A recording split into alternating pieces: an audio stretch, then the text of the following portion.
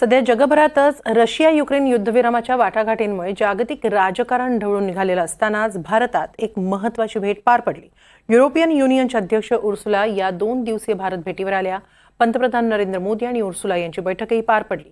काय घडलं या बैठकीत? सध्याच्या तणावसदृश वातावरणात ही भेट किती महत्त्वाची? भारताला आणि ईयूसाठी यातून काय साध्य झालंय? पाहूया एक रिपोर्ट।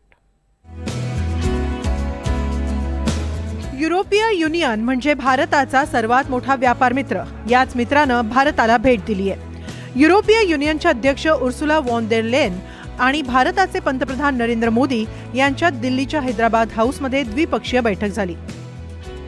ईयू बरोबरच्या संबंधांचा हा नवा अध्याय असल्याचं पंतप्रधानांनी सांगितलंय।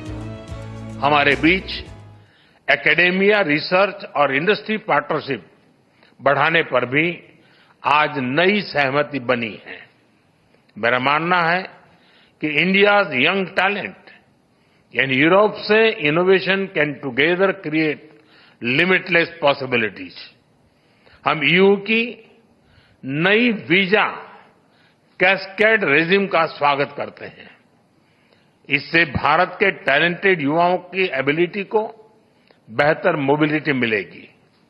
हमने आज तय किया है कि 2025 से आगे के समय के लिए भारत ईयू पार्टनरशिप का एक बोल्ड और एम्बिशियस रोड मैप बनाएंगे।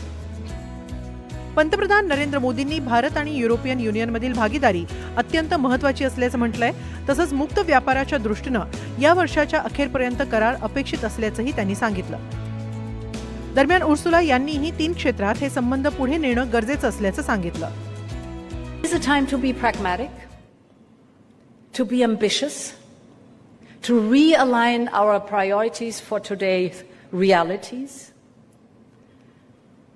And allow me to very briefly map out my vision of the 3 areas which can take our partnership to the next level.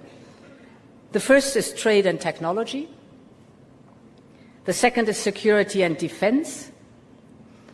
And the third is connectivity and global partnerships.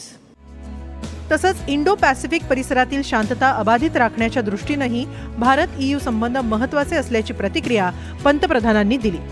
तर 2 पक्षांमधले हे संबंध एका मोक्याच्या क्षणी महत्त्वाचा आकार घेत आहेत असं सांगताना उर्सुला यांनी युरोपला सध्या भारताची गरज असल्याचंच अधोरेखित केलं। इंडो पैसिफिक क्षेत्र में शांति, सुरक्षा, स्थिरता और समृद्धि के महत्व पर दोनों पक्ष एकमत है।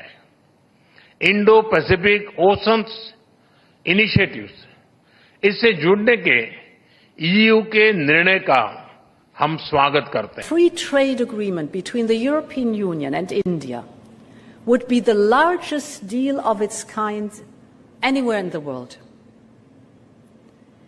I am very well aware it will not be easy.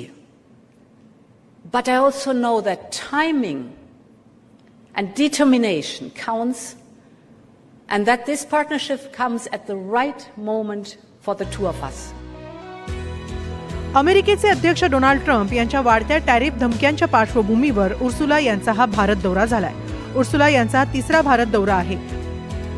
तर त्यांच्याबरोबर 27 प्रतिनिधींचं युरोपियन युनियन कमिशनर कॉलेज अर्थात शिष्टमंडळही आलेलं आहे। युरोपियन युनियन हा भारताचा सर्वात मोठा व्यापारी भागीदार आहे। तर भारत हा युरोपियन युनियनचा 9वा सर्वात मोठा व्यापारी भागीदार आहे। भारतात सुमारे 6000 युरोपियन कंपन्याही आहेत। त्यामुळे आजची ही बैठक व्यापार वाढीच्या दृष्टीनं महत्त्वाची आहे। शिवाय ट्रम्प यांची टॅरिफ वाढीची धमकी आणि रशिया युक्रेन वाटाघाटींमधून युरोपला वगळणं यासारख्या जागतिक घटनांच्या पार्श्वभूमीवरही ही बैठक महत्त्वाची मानली जाते। Bureau report, NDTV Marathi.